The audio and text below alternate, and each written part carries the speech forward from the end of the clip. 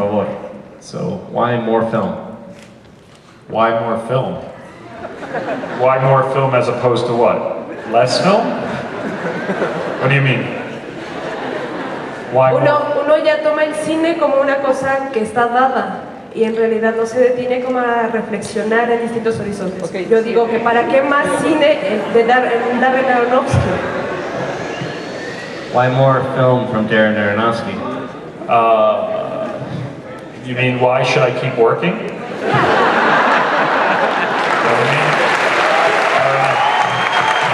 man's got to eat. What you said, I believe, is if our slogan here is más cine, por favor. Yeah. In your world, is there a need to make more film? I mean, in your world, do you think that what she just said is it's not that easy to get films made? Yeah. So, yeah, in your world, you know, look, is it a call to arms? I would love to do something else. You're studying philosophy? University? I don't know, maybe I should do that, because it is really hard, and it's a lot of work, but unfortunately I have very few other skills, so it's just, I'm kind of stuck now. I got to keep making them if I want to eat, but no, I mean, it's fun to, I mean, once again, it goes back to the second question we had, which is, it's a chance to basically learn about a different world and to basically learn about new things. So, and there's something exciting about learning. According to you, what are the things in the world of filmmaking that have changed when you started making movies to now? And what is your advice to young filmmakers to do, or what, That's a good question. Well, it's funny, we make this joke all the time. We talk about it because when we made Pi, we didn't have cell phones. But how many people in the room don't remember a world without cell phones? That's the question. But we literally didn't have cell phones. So, you would tell people, hey, you got to meet somewhere, and then you would actually meet there. People would actually be there. And if you were late, you were fucking late. You couldn't call and say, I'm running late. You were late, and it sucked. So they were like, I don't think people really meet anymore. They just sort of call up and go, oh, where are you? And they go, oh, I'm over there. And you see each other. So, but that was strange. We didn't even have we just maybe had walkie-talkies. And they worked maybe 25, 30 feet, so that was it. So that was weird. It's been a radical change. Requiem for a Dream has, well, let's talk about Pi first. Pi, there was no digital effects. So the title sequence, when the Pi comes up, that was done on a cheap, I think it was a Macintosh actually, and we actually filmed it off the screen of the Macintosh. And that's how it became it, and it was just some guy who liked to program with his computer.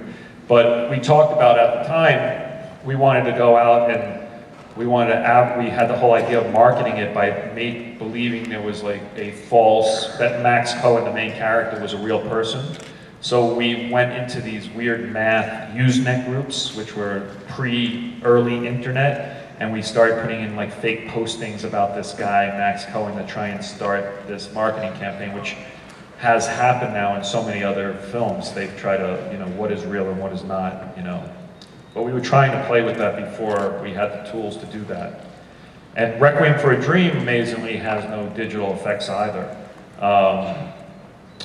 Now in today's world, it's pretty amazing. If you are shooting a scene between me and Daniel, and as the director, you're not happy with the way he's responding to my comments, maybe that smile he just did was a little too early, because he was a little too clever and he's supposed to be a really dumb character, so you want him to smile later. What you can do is, you can split the screen in half now, and you can slow him down, and then I can make the joke and he can smile later, and you could actually change your perception of him as a character. We do that nonstop now. We're basically, I'm not happy with one part of a performance, and I can, on Black Swan there must be 70, 80 times we kind of adjusted the performances by just doing that simple split. But you can do incredible things now. You know, if an actor shows up with a pimple, it's not an issue anymore. You know, it's gone forever. You know, but all the tools you have in Photoshop are now fully available in filmmaking. So it's completely changed. It's also the cost of making movies now is more expensive, and we talk about this. It's more expensive, so you have less time, but you have many more tools to fix things. So it used to be if you filmed something and the boom was in the shot, the boom, you know, the mic is in the shot. There's nothing you can do about it. The mic is in the shot, you know. Now it's gone. Like in The Wrestler, if you guys watch The Wrestler, we called them bogeys. If someone, you know, looked into the lens, it was a bogey. Now, anytime someone looks into the lens as a viewer when you're watching it, it's really weird because it sort of breaks it breaks the wall of the illusion, you know. So we have tons of people, when we were at The Wrestler, we were shooting at real wrestling events, and those people didn't give a shit, so they were just staring right into the camera at times, you know, and even like, so what we did is, we did a very simple thing. We just basically shut their eyes. So people are blinking for a really long time in The Wrestler. You'll just see a lot of people just like this in the movie. And that's the reason, because we just made their eyes go away. But if we were shooting that, you know, back in the day, when we didn't have those tools, it would have taken a lot longer. So it's a question, what's better, the time or the technology?